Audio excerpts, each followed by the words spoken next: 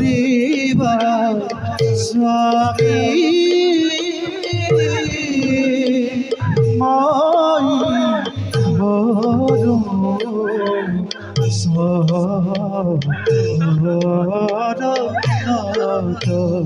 আৰে দুঃখ মই কৰা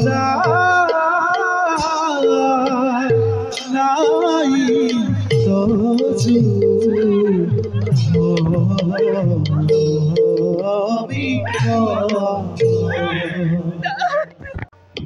মই মোৰ ৰাজ্যৰ অশান্তিকৰণ বিচাৰি পাইছো।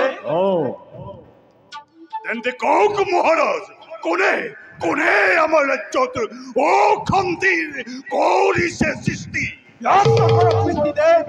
মই এতিয়াই সেই অশান্তি দূৰ কৰি ৰাজ্যত শান্তিৰ কৰিম স্থাপন। আপোনাৰ আৰু প্ৰজাগণৰ শান্তিৰ কাৰণে এই ইন্দ্ৰকেতুৱে নিজৰ প্ৰাণ দিবলৈও সাজু আছে পিতৃদেৱ। নহয় এইবোৰৰ কোনো প্ৰয়োজন নাই। এই অশান্তি দূৰ কৰিবৰ কাৰণে মাত্ৰ এটা মোৰ আদেশৰ প্ৰয়োজন। এই আদেশৰ কাৰণে অপেক্ষা কৰি লাভ নাই। অপেক্ষা কৰিলে প্ৰতিপক্ষৰ বলহে বৃদ্ধি হ'ব।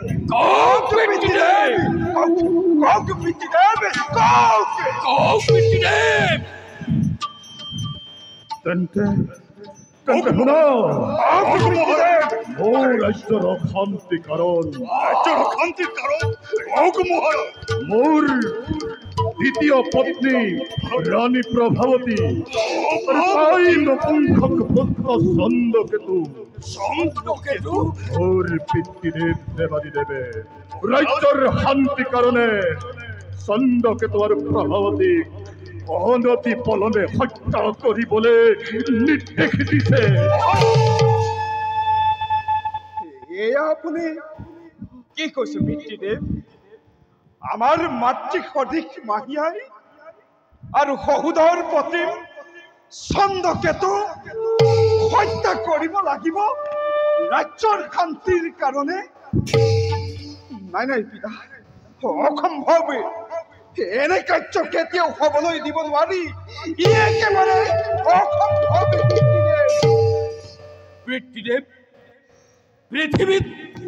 পৃথিৱীত এনে কোনো দৃষ্টান্ত নাই য'ত ৰজাই নিজৰ ৰাণী আৰু পুত্ৰক হত্যা কৰি ৰাজ্যত শান্তি স্থাপন কৰিছে।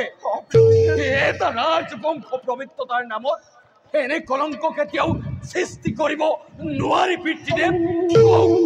কওক পিতৃদেৱ, এই ক্ষেত্ৰত আপোনাৰ সিদ্ধান্ত কি? সিদ্ধান্ত কি? মহাৰাজ, লোকে অসুৰ বুলি ক'লেও মই সেনাপতি হিচাপে জানো আপোনাক। আপুনি এজন সুবিবেচক।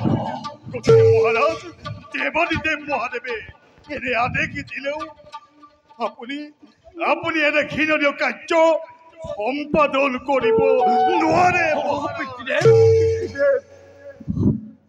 আচৰিত কথা মহাৰাজ, ৰাজ্যৰ অশান্তি কাৰণ বিচাৰি যেতিয়া মই ত্ৰিভুৱন চালত কৰিলো আৰু আজি যেতিয়া নিজৰ ভাগ্য পুত্ৰক দক্ষিণ এখনত বহুৱাব লগা হ'ল, তেতিয়া কি মই নীৰৱে থাকিব লাগিব? এই নেকি তোমালোকৰ পৰামৰ্শ? এনেকৈ অহেতুকভাৱে যদি মাহীয়াক শাস্তি দিয়া হয়, তেন্তে ৰাজ অন্তঃপুৰৰ সকলোকে শাস্তি প্ৰদান কৰিব লাগিব। সকলোকে মৃত্যুদণ্ড দিব লাগিব। সেয়ে পিতৃদেৱ, আপোনাৰ সিদ্ধান্ত সলনি কৰক। পিতৃদেৱ, আপোনাৰ সিদ্ধান্ত সলনি কৰক। কিন্তু মাহীয়াই আৰু চন্দ্ৰকেতুৰ দুখ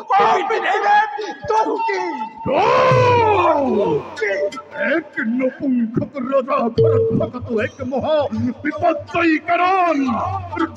নপুংসক যি নাৰীয়ে গৰ্ভ ধাৰণ কৰি জন্ম দি লালন পালন কৰি ডাঙৰ দীঘল কৰে, সেই নাৰীও এই পৃথিৱীত জীয়াই থাকি অধিকাৰ লাভ কৰিব নোৱাৰে।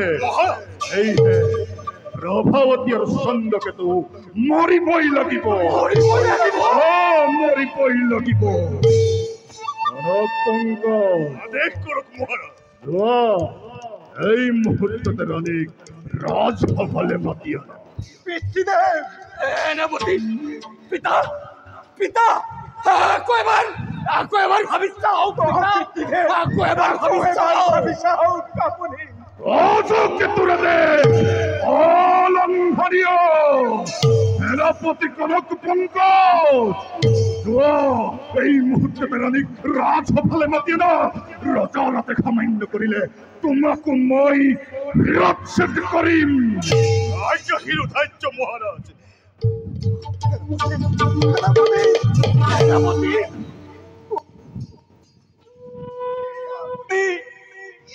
কি কাৰ্য কৰিবলৈ লৈছে পিতৃদেৱ?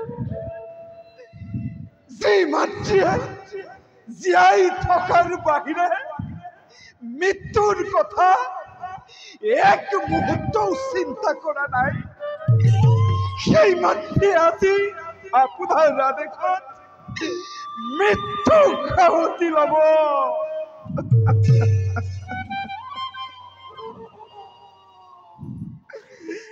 এই দৃশ্য দেখাৰ আগতে মোৰ মৃত্যু নহলে কিয়?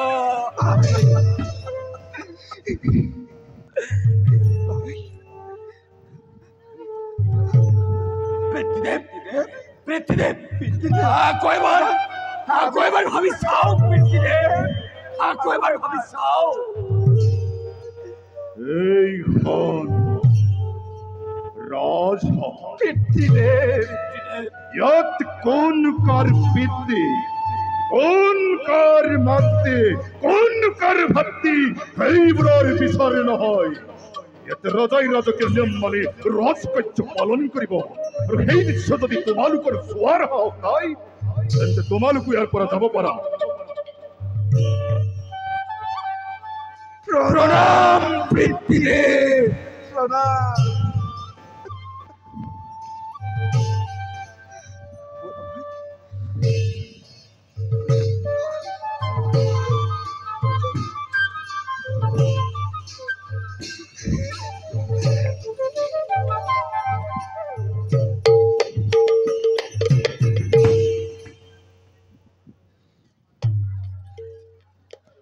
আমাৰ সেৱা গ্ৰহণ কৰক স্বামী দেৱতা। অসময়ত আমাক কিয় মতালে? প্ৰভাৱতী, কোৱাচোন ৰাজ্যত অশান্তি হলে ৰজাই কি কৰিব লাগে? সেই অশান্তি দূৰ কৰিব লাগে। আৰু সেই অশান্তি দূৰ কৰিবৰ কাৰণে যদি আপোনজনক ত্যাগ কৰিব লগা হয়, তেতিয়া ৰাজ্যত শান্তি ৰক্ষা কৰাটো ৰজাৰ দায়িত্ব। ইয়াত আপোন পৰ শত্ৰু মিত্ৰৰ প্ৰশ্ন আহিব কেনেকৈ? বাৰু আজি প্ৰশ্নবোৰ মোৰ সোধাকে, কাৰণ মই বুজিব পৰা নাই। কনক পংকজ, দেৱাদিদেৱ মহাদেৱে কৈছে ৰাজ্যৰ অশান্তিৰ কাৰণ বোলে এই ৰাজ অন্তঃপুৰতেই আছে। ৰাজ অন্তঃপুৰত আৰু ৰাজ অন্তঃপুৰৰ পৰা সেনাপতি পঠাই মোকে মাতি অনা হৈছে। ইয়াৰ অৰ্থ এনেকৈ নেকি যে ৰাজ্যত মোৰ বাবে অশান্তিৰ সৃষ্টি হৈছে? কওক স্বামী দেৱতা, কওক। তুমি বৰ বুদ্ধিমতী প্ৰভাৱতী। যি কথা মই ব্যক্ত কৰিব লাগিছিল সেই কথা তুমি নিজেই ব্যক্ত কৰিলা। স্বামী দেৱতা, নহয় মহাৰাজ, সেয়া মই যি শুনিছো সেয়া সঁচানে? দেৱাদিদেৱ মহাদেৱে ৰাজ্যৰ অশান্তিকৰণ তুমি বুলিয়েই কৈছে। কিন্তু মই কৰিলো কি? ৰাজ অন্তঃপুৰত পাঠি আপোনাৰ সেৱা কৰাৰ বাহিৰে মই এনে কি কাম কৰিলো যাৰ বাবে ৰাজ্যটাতে অশান্তিৰ সৃষ্টি হৈছে? কওক আপোনাৰ পুত্ৰ চন্দ্ৰকেতু কি কৰিলে সি এটা নপুংসক। সেই কথা জগতে জানে। আৰু তাৰ বাবেই মোৰ ৰাজ্যত যত মানে অশান্তি। নপুংসক ৰজা ঘৰত থাকিলে এই ৰাজ্য ৰজা পদকাৰী শান্তি নহয়। সেয়েহে পাপ আৰু জন্ম দিয়া মাতৃ হিচাপে তোমাক তাক আৰু মোক কি কৰিব আপুনি স্পষ্টকৈ কওক। কুলক্ষণীয় পুত্ৰ কেনে কুলক্ষণীয় পুত্ৰ জন্ম দিয়া নাৰীক মই এই পৃথিৱীৰ পৰা চিৰ বিদায় দিয়া ব্যৱস্থা কৰি ভগৱান, এয়া মই কি শুনিছো। স্বামী, আপুনি ইমান নিষ্ঠুৰ নহব। আৰু যদি একান্তই আপোনাৰ বধ কৰাটোৱে ইচ্ছা, তেন্তে আপুনি তেন্তে মোকেই বধ কৰক। তথাপিও মোৰ বাচা কেৰি দিয়ক।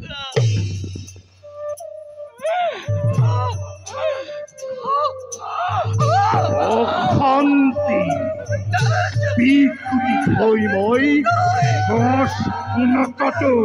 গছ আৰু গুটি দুয়োটাকে মই নিষেধ কৰিম।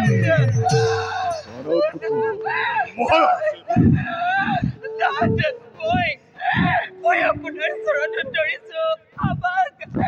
আমাক জীয়াই থাকিবলৈ দিয়ক। কনক লৈ যোৱা। এই মুহূৰ্ততে সিহঁতৰ জীৱন শেষ কৰি দিয়ক। এই হ'ব মহাৰাজ। বলক ৰাণী।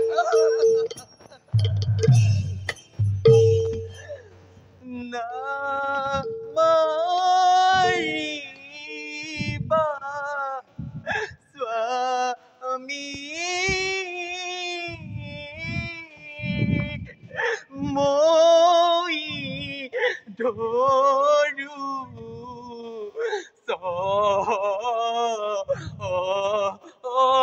চৰণত নাত দুখ মই কৰা নাই তোতো।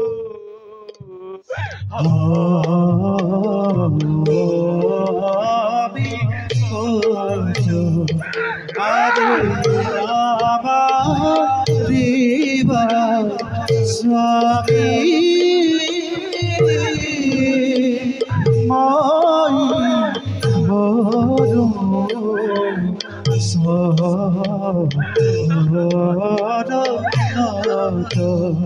আৰে দুঃখ মই কৰা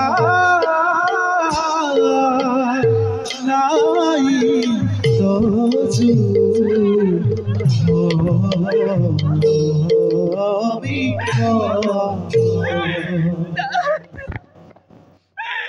বাৰ্তা হিচাপে যদি আপুনি মোৰ প্ৰাৰ্থনা শুনিব নোখোজে, তেন্তে এই ৰাজ্যৰ সাধাৰণ প্ৰজা হিচাপে আচল পাতিবই মোৰ পুত্ৰৰ জীৱন ভিক্ষা বিচাৰিছো। মোক নিৰাশ নকৰিব। কনক পংক লৈ যোৱাই নাৰী। এই মুহূৰ্ততে পুত্ৰৰ সহিত জীৱন শেষ কৰ। বলক বলক ৰাণী।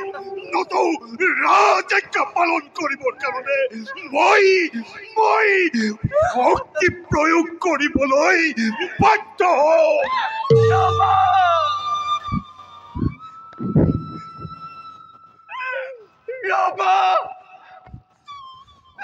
ৰবা সেনাপতি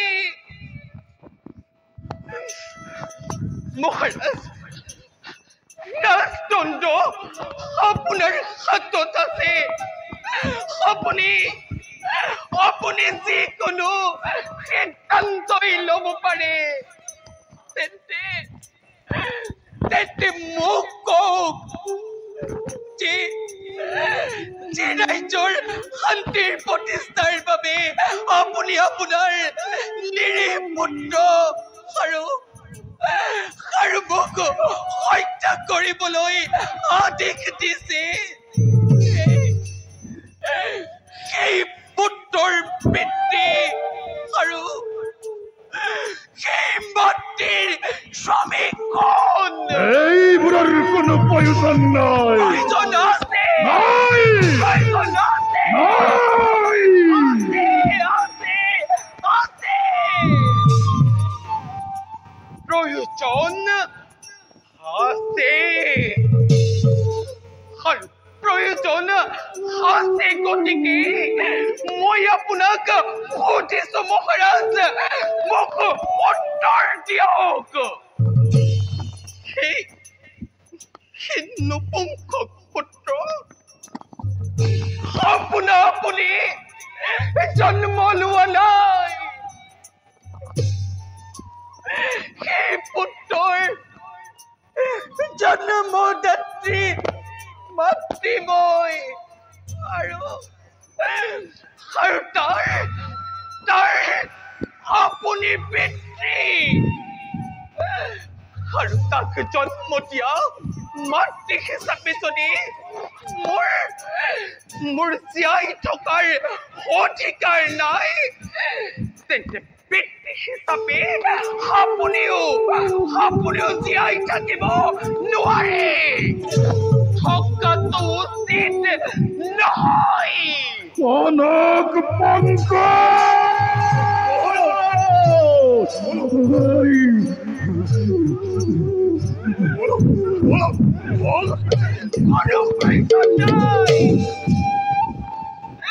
কোনো প্ৰয়োজন নাই মই নিজেই যাওঁ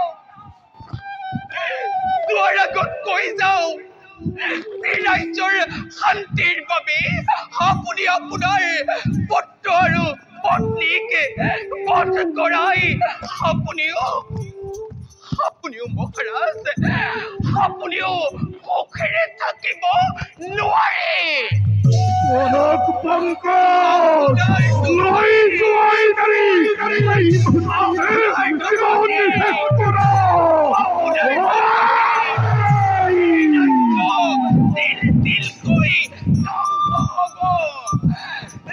যোগ কৰি এই ৰাজ্যৰ প্ৰজাই আপোনাক অভিশাপ দিব কনক পংকজ যোগ কৰি এই ৰাজ্যৰ প্ৰজাই আপোনাক অভিশাপ দিব কনক পংকজ